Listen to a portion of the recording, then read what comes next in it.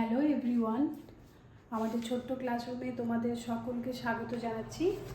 সামনে তোমাদের first unit আছে, সেই স্ট্যান্ডার্ড 9-এর আমি কিছু শর্ট টাইপ কোয়েশ্চেন তোমাদেরকে আজকে দেখাবো। দেখো, এগুলোর মধ্যেই হয়তো অনেক কিছু তোমরা এক্সামে পেয়েও যেতে পারো। সো প্রথমেই শুরু করছি একটা বহুপদী সংখ্যামালার একটা প্রশ্ন নিয়ে। প্রশ্নটা দেখো, x³ + ax² - 2x + a - 12 x³ - 2x² plus x³ plus ax² x³ plus ax² minus 2x plus a minus 12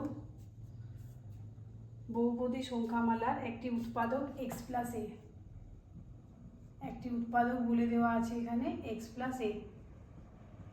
ঠিক আছে, হলে a এর মান কত? তোমাকে a এর মানটা বের করতে হবে।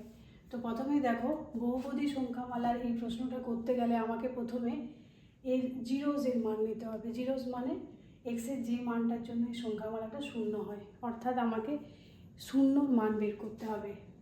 যে x plus a সমান যদি 0 হয়, একটি উৎপাদক যেহেতু x plus a বলা আছে, তাহলে x equal to কী হবে?